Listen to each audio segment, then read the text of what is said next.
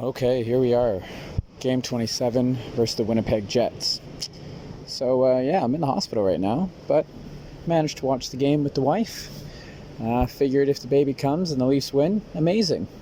Baby comes on a Leafs loss, well, they've been born into Leafs fandom and have jumped right into life as a Leafs fan. Disappointment. Anyway, big note, no arrival yet. The little one must not be impressed with the loss from today. So only quick talking points to talk about here today. Great distractions as baby's on the way. Thank you, NHL TV. So with that said, I'll mention the goals and what happened on them. Just name a few points here or there, and what happened in each period. Finish with my final thoughts on the entire game as a whole, and what's next for the Leafs as they play the Jets again in this 3-game set. So see if I can keep this pretty short and tidy. Anyway, to start the game prior to, puck drop, Leafs are wearing those beautiful reverse retros. CCM announces Austin Matthews gets his custom Leaf skate. Gorgeous, by the way. And Freddie Anderson is back in net with a tough night as his counterpart is Connor Hellebuyck, one of the best. Let's go. So first period now, and Leafs are on the penalty kill early. Well killed. Marner almost had a break, but was gassed, and he was easily knocked off the puck.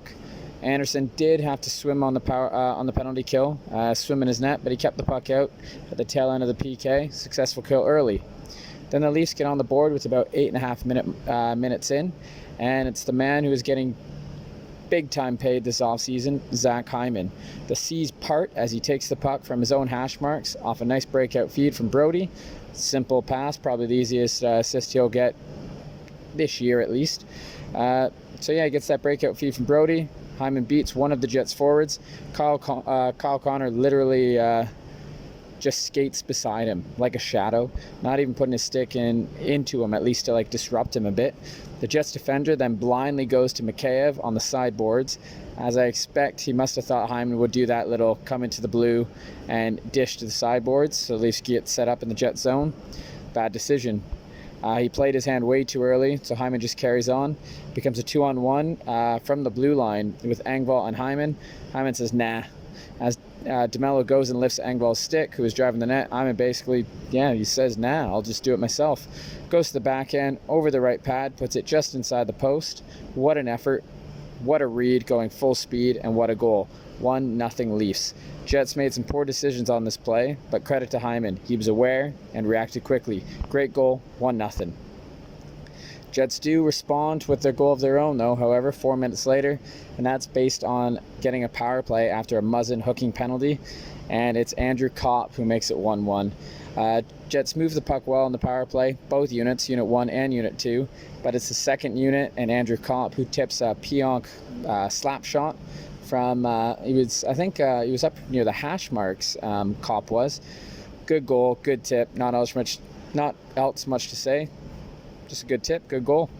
Then under 3 minutes to go, and Matthews scores his first in 5 or 6 games, and this one is on the power play of their own after Tavares draws a penalty as he takes Pionk one-on-one.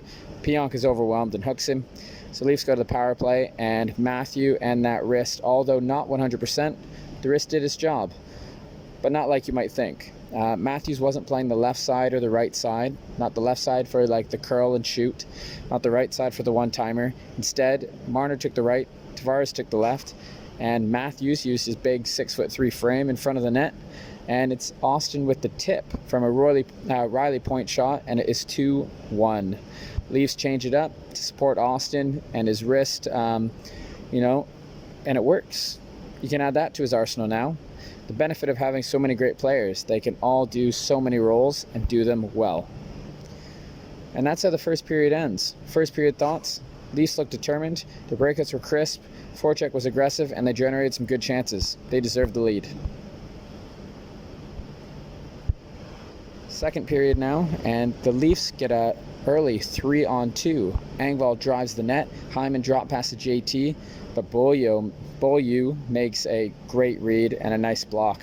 JT may have held on to the puck a little bit too long there. I think he was waiting for Hyman to free from the shooting lane, but when he did, Beaulieu filled it, Nice read, nice block.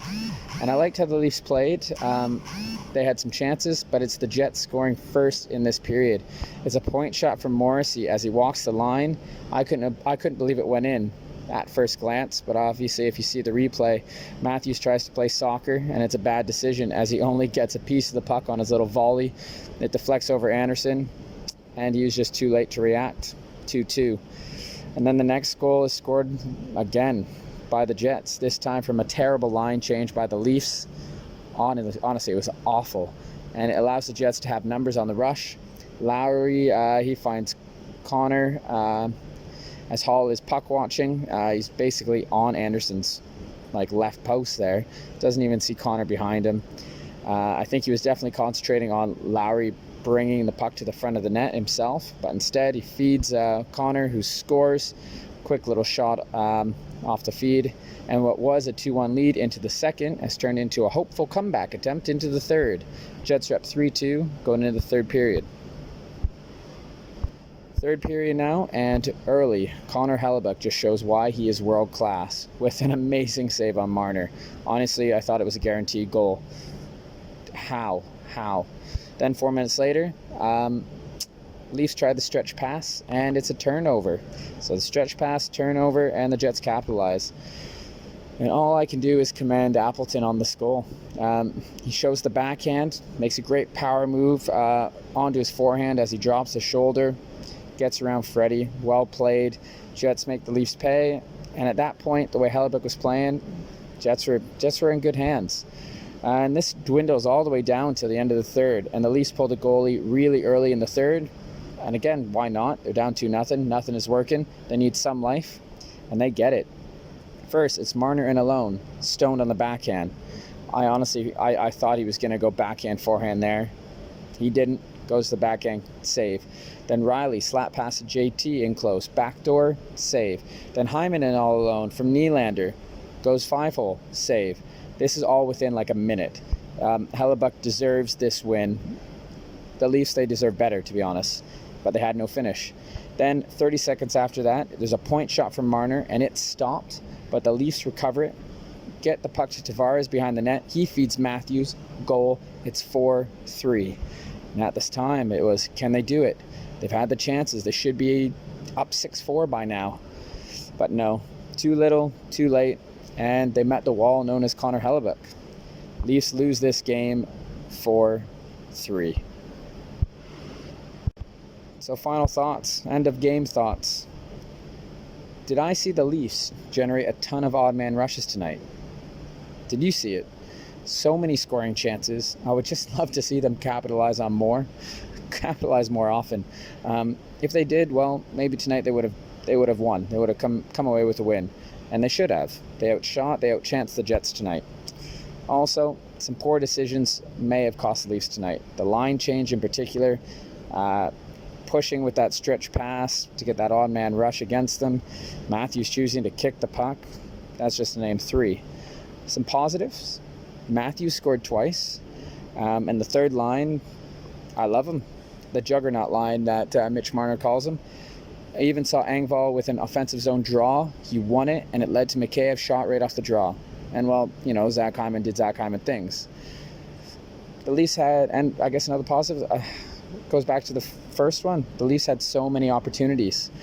But again, Connor Hellebuyck, he was spectacular, and he deserved this win. So after all said and done, the losing skid continues, and it's now at 3 games. So I now ask you, what are your thoughts on the game? Let me know down below. Thanks again for listening to me ramble on here. The Leafs are now 18-7-2 with that 4-3 loss versus the Jets. Next up is Game 2 of the 3-game set. Go Leafs, go.